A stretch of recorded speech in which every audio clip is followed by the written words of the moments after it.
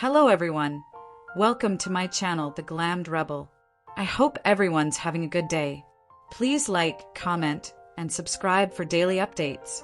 Hope realizes she's pregnant before reuniting with Liam. Carter gets custody. I hope Spencer didn't plan when this would happen, but fate on this show never asks. The test strip, the silent bathroom, and the shocking realization of pregnancy take your breath away. It happens the same week she breaks up with Carter Walton for real and goes back to Liam, trying to fix the holes in a marriage that has more stitches than fabric left. She puts honesty first. Liam finds out the truth first. The breakup with Carter wasn't easy, and the calendar won't be kind. The baby might be his. It could be Carter's. She wants to start over and be able to stand in the same room as her spouse without feeling like strangers passing each other. She also won't lie to herself to make that happen. Liam listens, his jaw taut and his gaze following a spot above her shoulder as if the place is moving. The crash that killed Beth taught him how quickly a day can change the future.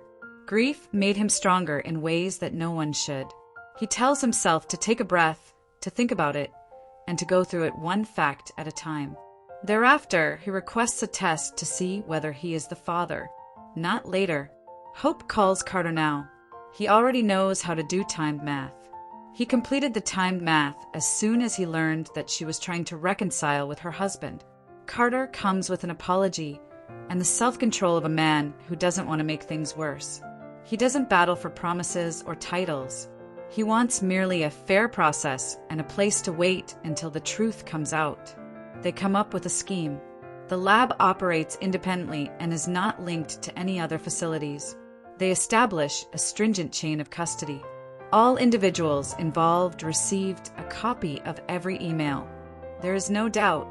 It should be easy. It isn't. The lab gives a result that sounds like a verdict. Carter is the real father. The remarks echo in the empty air of an office they borrowed from the hospital. Printed out, shaking in Hope's hand.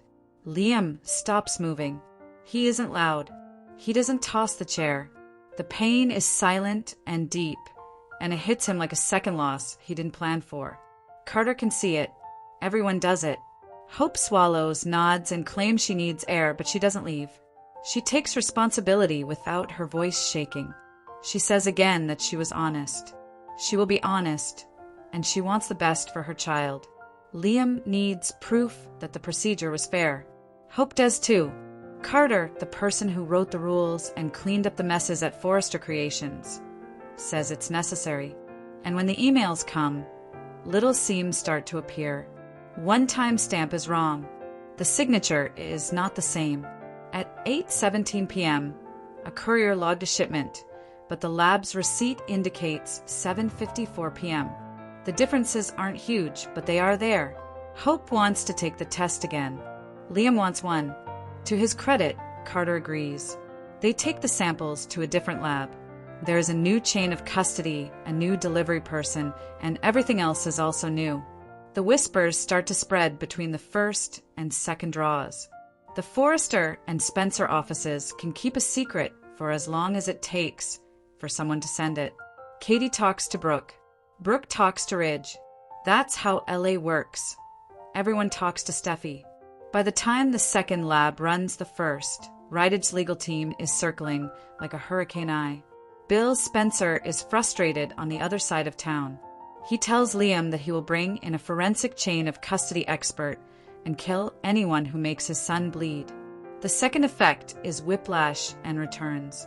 It says that Liam is the father. 2 laboratories, 2 responses, and no time for hugs or handshakes. The case is no longer a private matter. It has become 2 battlegrounds, emotional and legal. Hope hires a lawyer despite her dislike for going to court, as she believes it leads to arguments about opinions rather than the truth. Carter, who lives by the rules, hires his own lawyer but tells them to keep everything narrow, clean, and kind. Liam tells Bill to stop using scorched earth tactics, but he gives in when the depositions start. You don't let the person who looks at your child's sonogram deem you weak. A petition goes to family court to get a court order to prove paternity with professional help. The judge is serious and isn't concerned about last names that unlock doors on Rodeo Drive. She calls for a supervised test, picks a neutral lab, and tells everyone that any hint of tampering will lead to punishment. At that moment, someone on the brink smiles. Sheila Carter enjoys her job more when the audience doesn't know who made the magic trick. For months, she's been keeping track of the Logan-Forrester alliances, noting every shaky truce, every shared success, and every holiday photo that shows the families learning to get along without setting the living room on fire. She doesn't like it. Peace takes away her air. She got what she needed from an old contact at a diagnostics company. She received a name, a badge, and access to a result queue where the status could potentially change.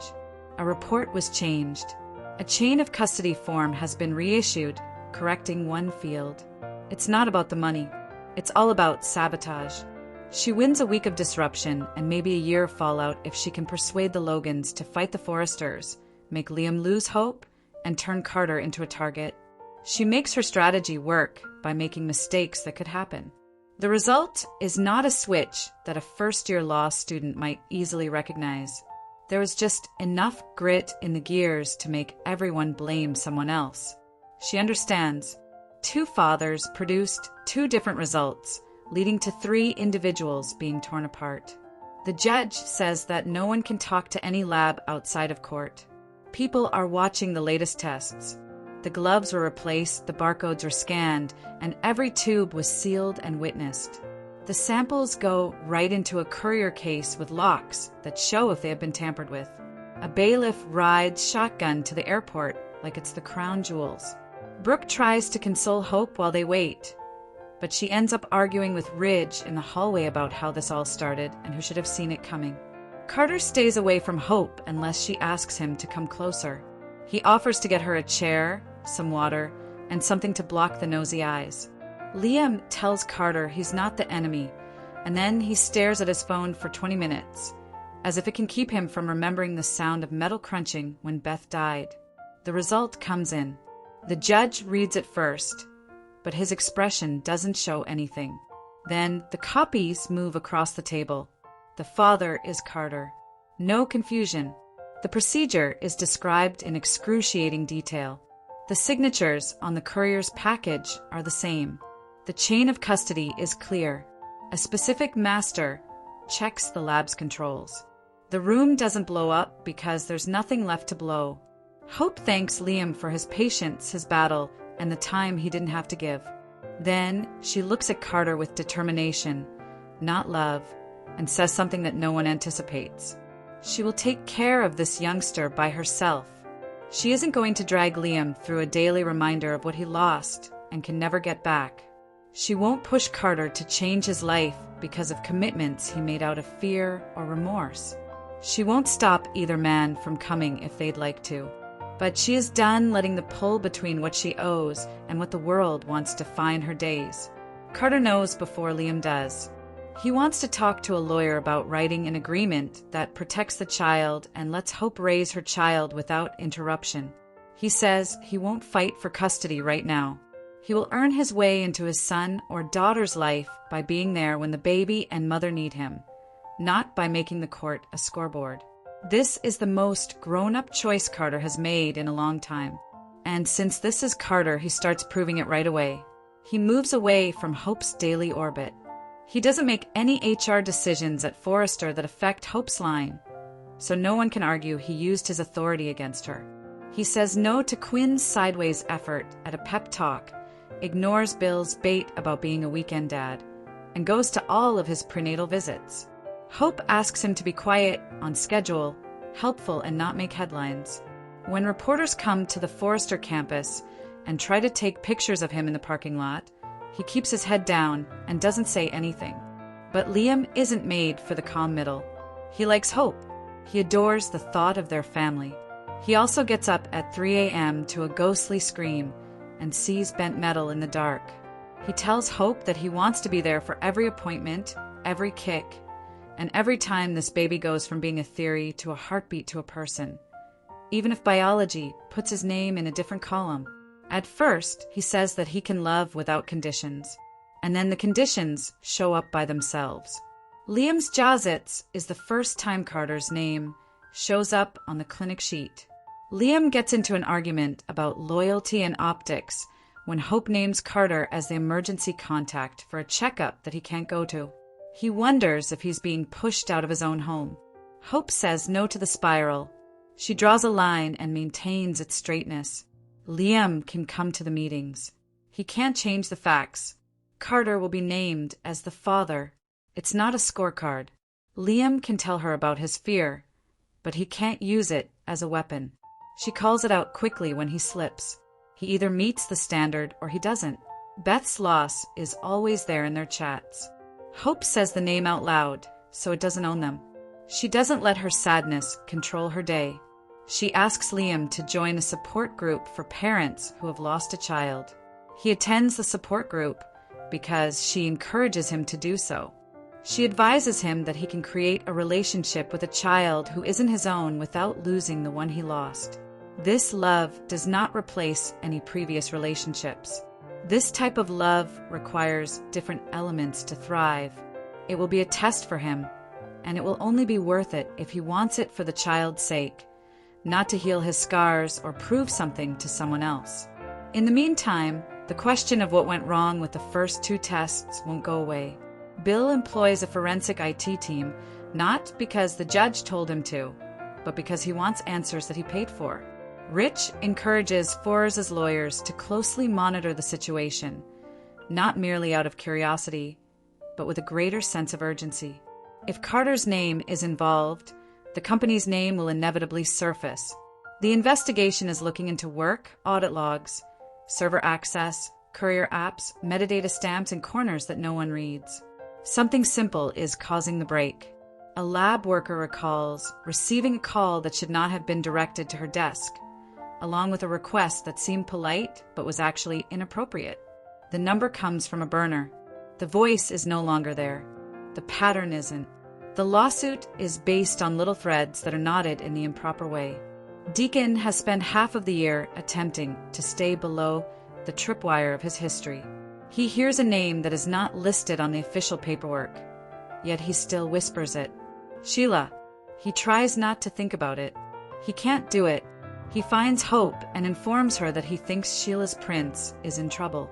He's sick of being the one who finds out how dangerous it is after it burns down the kitchen. Hope doesn't want to hear Sheila's name. When they hear it, everything seems fake and cheap, even if the anguish they've been going through is quite real. But the facts are clear. Finn gets caught up. Steffi is also done saying sorry for calling danger what it is. They push the lab. The lab fights back. Ultimately, enough pressure and an unappreciative judge reveal the truth. A dishonest technician took a bribe to change a Q order and switch a PDF before it was approved. People who can explain it got the money. The technician says he doesn't know and is afraid. The investigator calls it what it is, tampering. Sheila's name is never on a contract or a ledger, but the maneuvers are her signature. The judge starts the hearings again only long enough to put the results on the record. That day, she doesn't put anyone in jail. She does give a public reprimand and tells the lab to submit itself to the licensing boards. She informs the families that they have received their response. The father is Carter. The test for cleanliness still stands. The rest are not valid.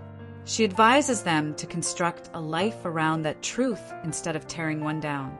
Sheila likes the storm she caused and stays out of sight, happy that trust doesn't come back even when the truth does. That's what she left behind after her work. You can clean the floor. The stain leaves a faint mark that no one else can notice.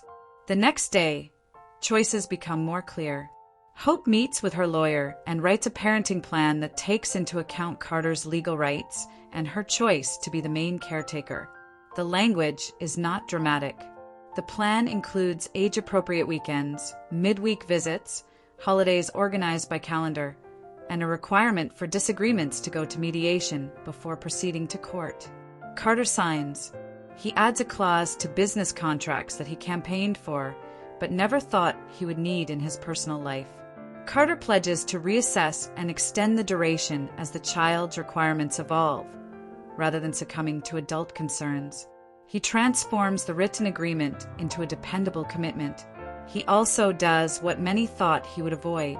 He takes steps back that really cost him. He doesn't come by the cabin without texting first anymore. He stops doing favors that appear like wooing by stealth. When coworkers ask him for a quote, he provides them one statement about respecting hope and the process and won't answer any questions after that. When someone makes a joke about how he's changed, he shrugs because the story isn't a PR effort. That's how he gets to sleep at night. Liam sees it all with a war going on within. Jealousy wants to take over. Pride does too. Neither one is good for the infant. He chose the hard way. He doesn't show up as a father. He shows up as the partner he wants to be again. He paints a crib without making it a big deal. He brews tea at night without wanting others to clap.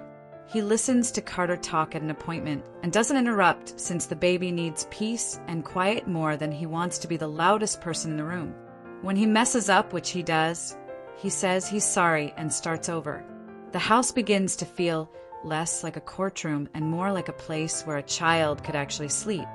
The families get used to things at various paces. Brooke stands up for hope in every room she goes into. Ridge keeps calm, but is protective of Carter because he knows how much one bad choice can change a person's life and how hard it is to change the headline you wrote for yourself. Steffi is careful around Sheila and tells everyone that exposed plans don't indicate that threats are over.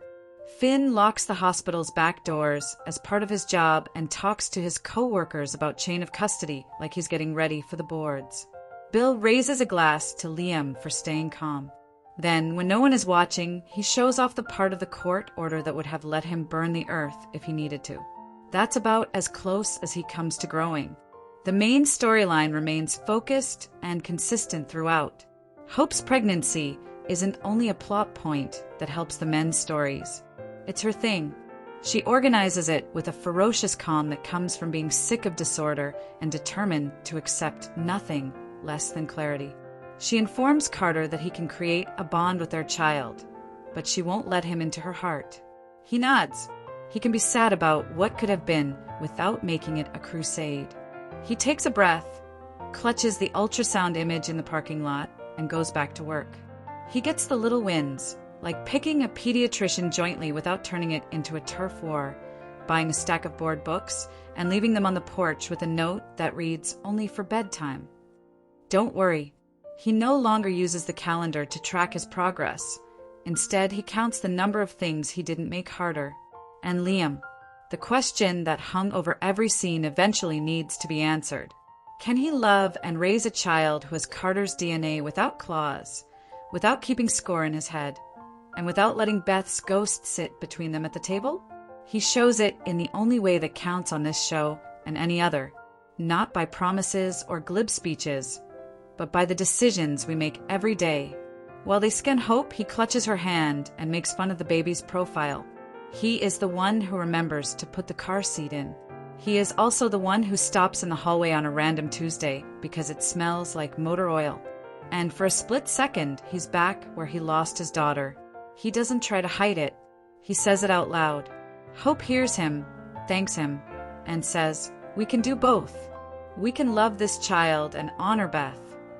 He nods while standing up with tears in his eyes. The show is honest because it gives room for uncertainty. Liam will not meet the standard he set for himself on some nights. Carter believes that stepping back is the correct course of action. Hope wants to turn off her phone and forget that anyone else has a right to her time. But there is now a scaffold in place. An agreement is a decision that has been made with clarity. This parenting strategy allows for personal growth and development, an agreement between two people to keep a child from becoming a battleground. Sheila doesn't get the implosion she asked for. Instead, she gets cracks that will never fully heal. A consolation prize she can live with until the next opening. The Logan-Forrester alliance is still alive, but it has new scars and a new awareness that peace, if it exists here at all, is something you construct every day and guard every night. And this is where the arc lands for the best effect. Hope is pregnant and determined. Carter is the father and chooses the harder, quieter road that shows transformation better than any speech. Liam is the wild card who chooses love as a verb, not a title. He also carries a sadness that will always be with him. The fight in court is over. The work on emotion starts. No one gets away clean, but this time the chaos leads to something stronger than denial. A shaky ceasefire with rules, responsibilities, and a baby in the middle who'll get all of their better angels if they keep choosing the right fight. One big moment doesn't settle the question of whether Liam can uphold that pledge no matter what. He affirms his commitment every day he shows up, regardless of whether he keeps track. That's all there is to it. That's the chance now. You are welcome to share any video requests in the comments. I will make a video about it. Stay connected with the Glammed Rebel for all the latest updates, spoilers, and deep dive recaps. See you in the next video. Please stay safe and healthy. I hope God keeps you safe. Thanks for watching. Don't forget to turn on the notification bell button for daily updates.